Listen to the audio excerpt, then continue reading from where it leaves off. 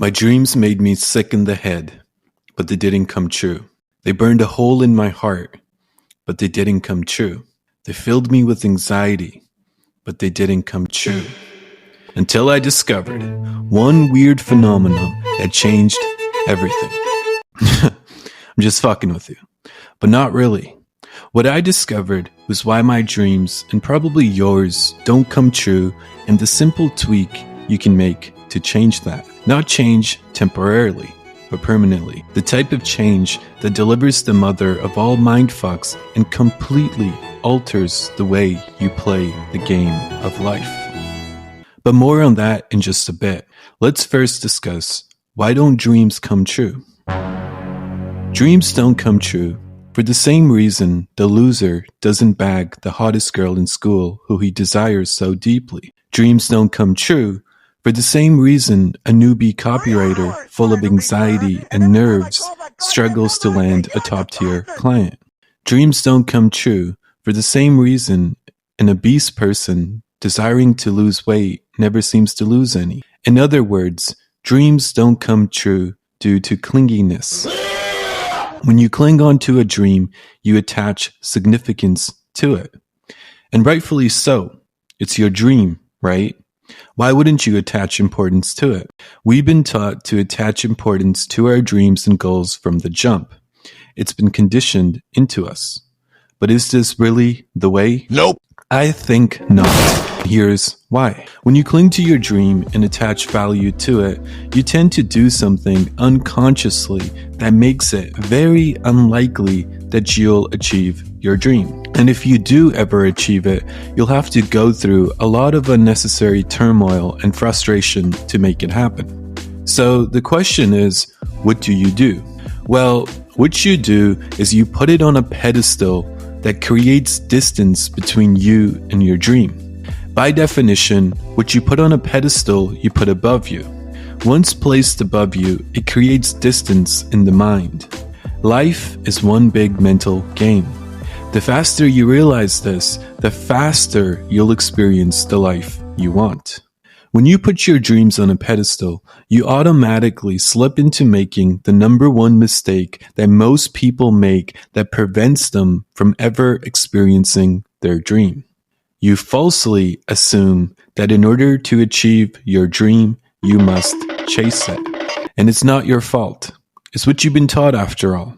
Since grade school, all you've heard and been told by well-intentioned teachers and parents and heck, even yourself, is to chase your dreams. To never give up.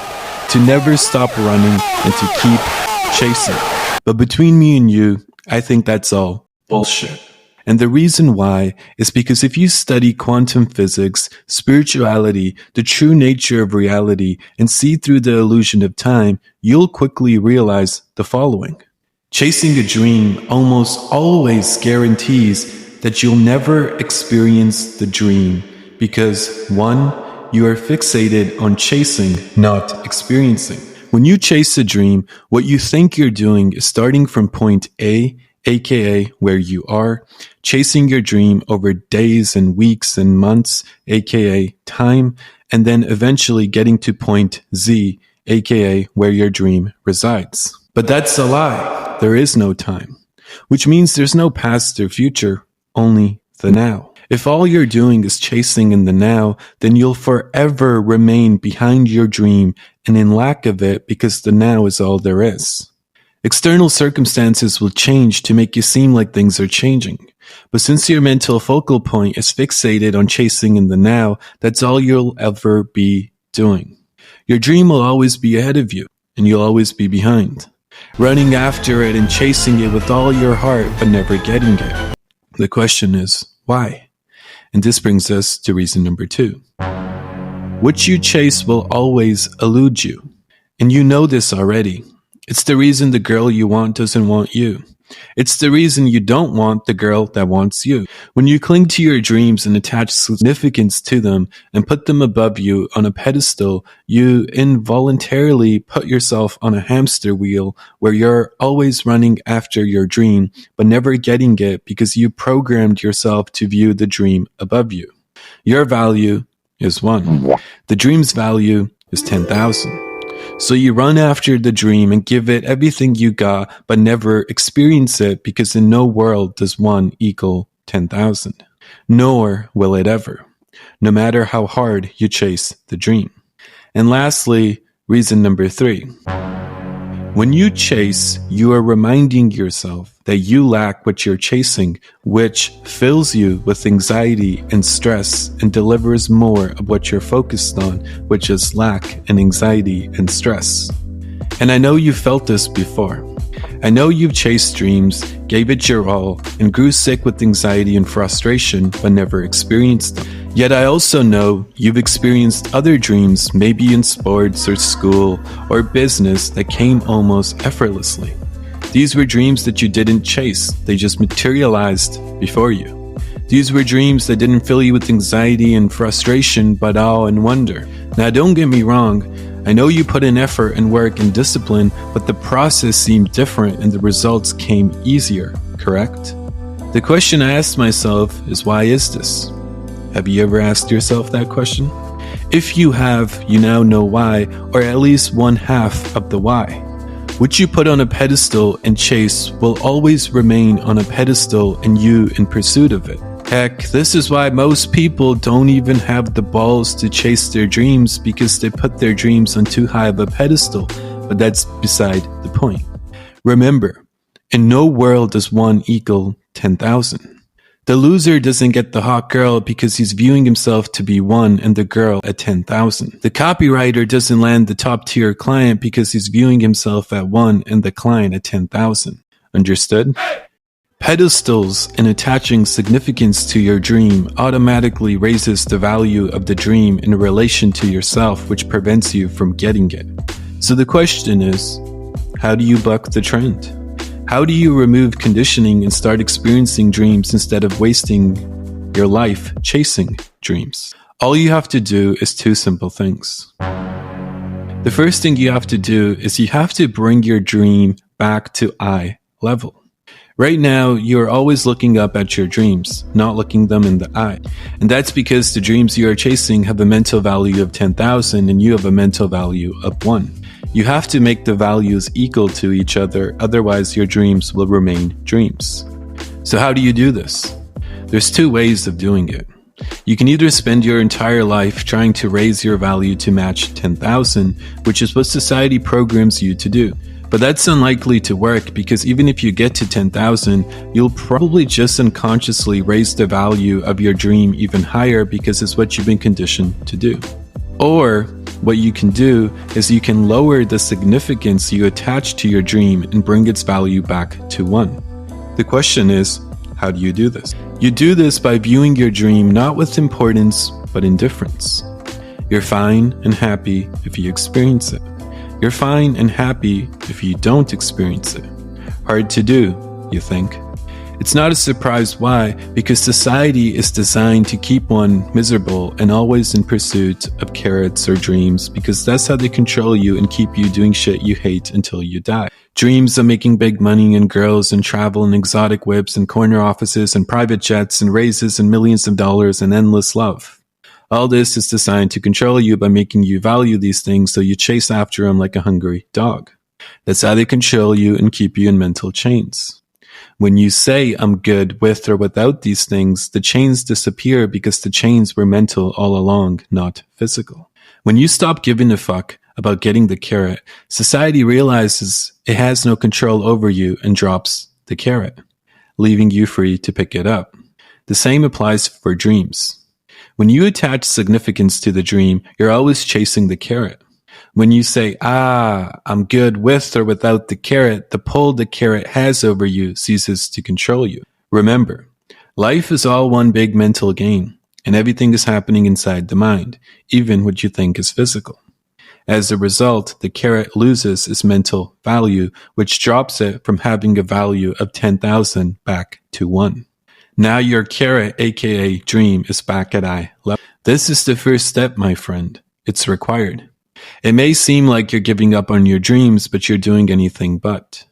Ironically, mentally giving up your dreams and viewing them with indifference is the fastest way to actually experience your dreams, as long as you do what I suggest in the next point.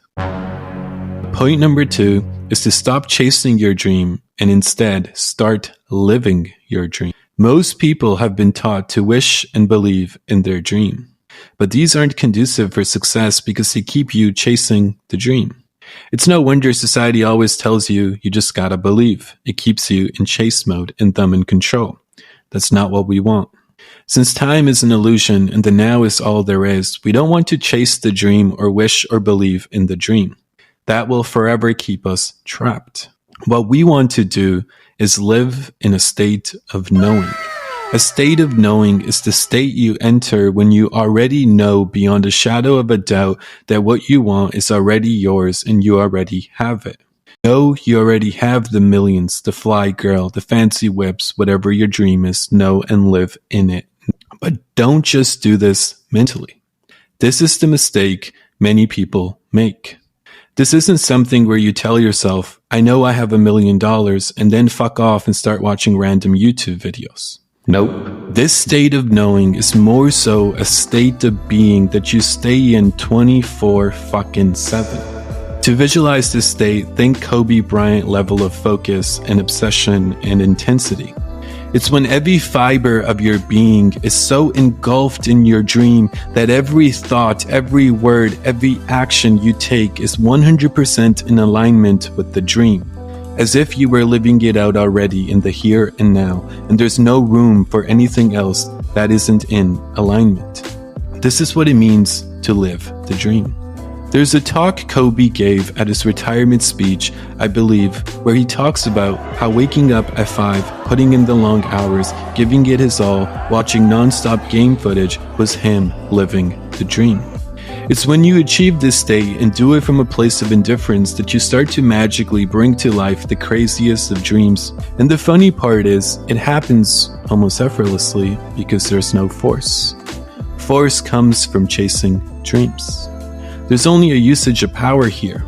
And power comes from aligning your thoughts and words and actions with what you seek and viewing it as already done with zero doubt. The other funny part about all this is you actually see references to it all throughout mainstream media, but nobody ever talks about it directly. There are videos up on YouTube of Will Smith talking about, when I want something, it's already done. In my mind, it's over. No doubt, time just has to catch up.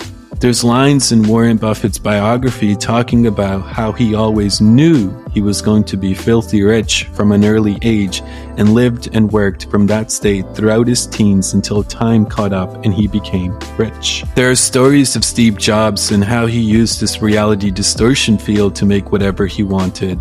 There's stories of Kobe Bryant and Muhammad Ali telling people, I know I'm the greatest basketball player and boxer to ever do it, before anybody ever recognized their talents.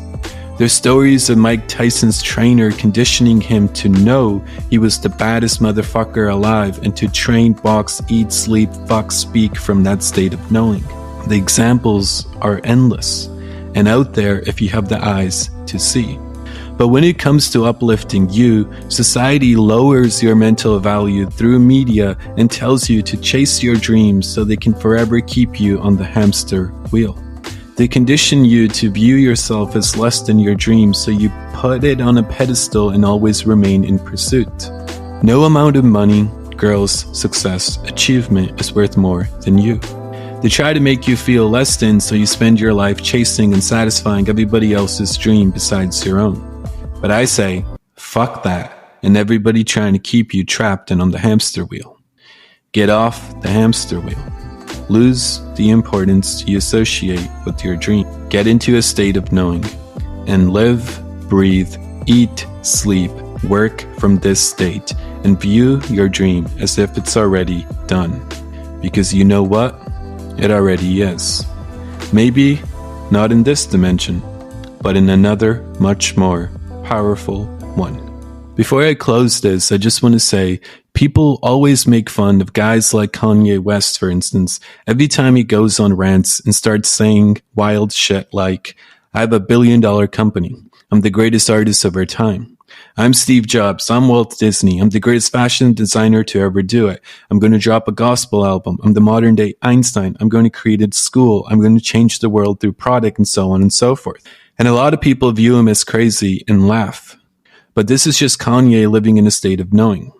And if you watch his old clips from decades and years ago, you'll notice something very interesting about Kanye. Everything he said has come to life. Ask yourself, why? And more importantly, ask yourself, who programmed you to leave your very own state of knowing? As kids, we live in this state naturally. But as we grow up, we get conditioned to leave. Who benefits from you leaving this state? Who loses from you leaving this state? Ah, shit. The jig is up. It's no wonder you've fallen out of love with life. No wonder you've grown miserable and frustrated. No wonder you feel stuck and alone. Change that, my friend. Lose the programming. Find your inner child and come alive. You owe it to yourself to live the dream.